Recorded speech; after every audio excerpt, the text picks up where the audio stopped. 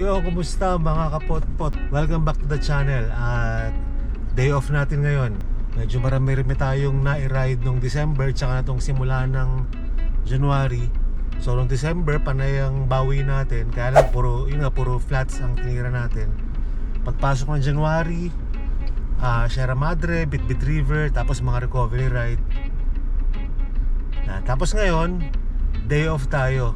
At yung bisikleta natin kailangan ng konting pampering.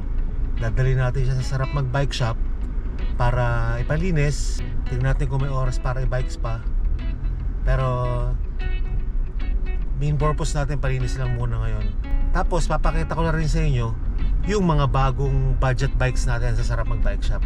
Baka meron sa inyong gusto magsimula mag-bike or magpapalit ng bike.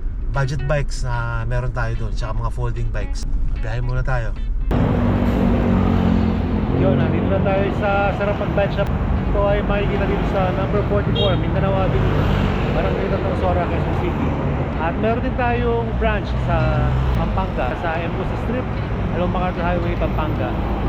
Santo Tomas, Pampanga. Okay, pababa na natin yung bike natin. Tama-tama, andyan yung mekaniko.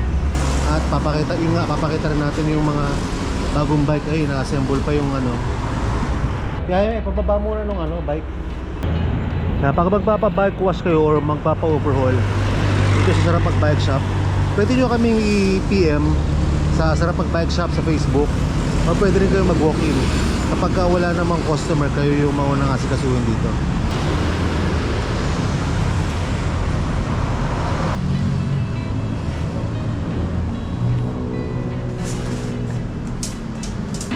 Kung lagi mong ginagamit ang bisikleta mo at lagi napapalaban sa ulan, araw, init, lamig at baha, aba teka muna, dapat wag lang puro gamit.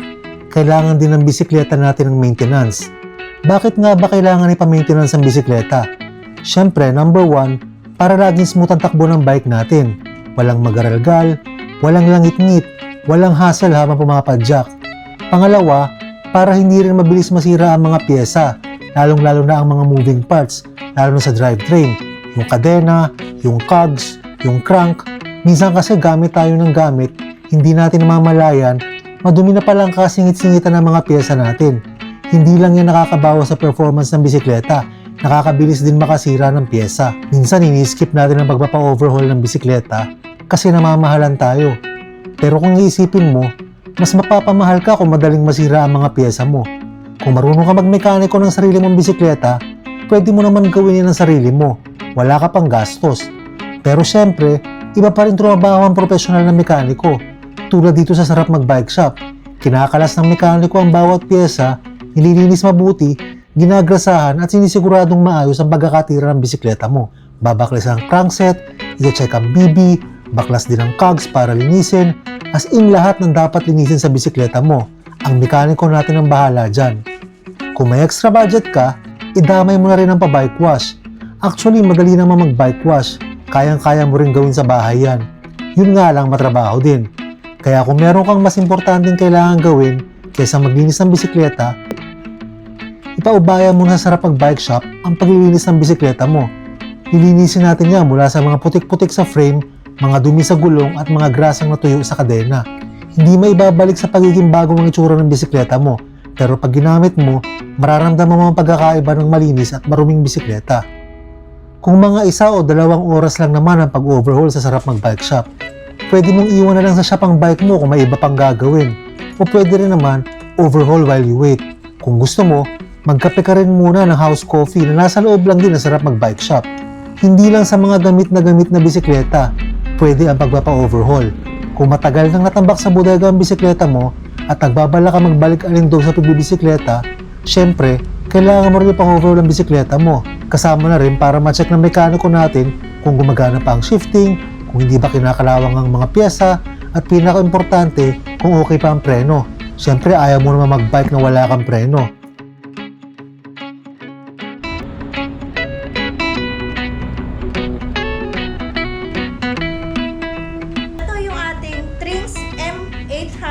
Quest, size 29, naka 1/9 speed, tapos naka Shimano fused na siya na components from shifter, kadena, naka-sprocket. Tapos naka RSX hydraulic brakes na rin siya. For only 14,000 pesos. Meron tayo dito available na Trinks N700 ladies bike. Yan.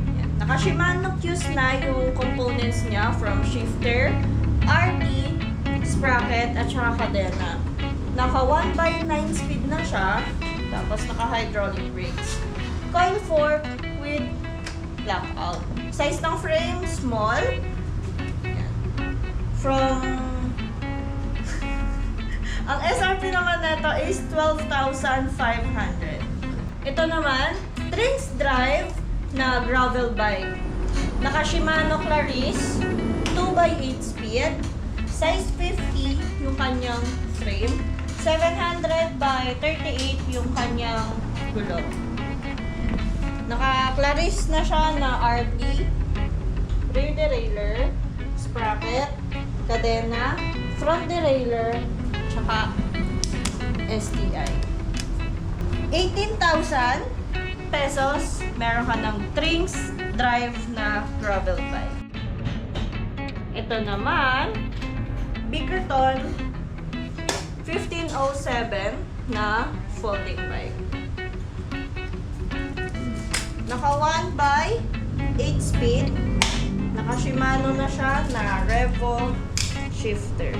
Alloy frame na rin siya. Adjustable pa yung kanyang height. Bickerton 1507 folding bike for only 23,500. Meron pa tayong available na ibang folding bikes, turn, tsaka ibang model ng Bickerton. Meron din tayong available na mga mid-range na mountain bike. Meron tayong GT Aggressor, meron din tayong Cannondale Kaad, size 29. Ito naman is size 27.5, small yung frame. Naka 3x8 speed na Shimano Altus. Naka 3x. Shimano Tourney yung kanyang front derailleur. Tourney yung RD and yung sprocket. Tapos naka nut na hydraulic brakes. Naka Altus na shifter. Naka coil fork pero may lockout. For only 34,000 pesos, meron ka ng GT Aggressor na mountain bike. Meron din tayo ditong available na Cannondale Kaad. Ito naman, naka SRAM SX na 12 speed. Kita niyo yung gulong niya, size 29 by 2.5. So, maganda talaga siya pang downhill. Tapos, naka rock shocks na rin siya na 4. Tapos, isang nagpaganda pa dito, naka dropper post. Marami pa tayong available dito na budget bikes, mid-range na mga mountain bikes, at saka mga accessories. Punta lang kayo dito sa number 44 Mindanao Avenue, Barangay Tandang Sora, Quezon City.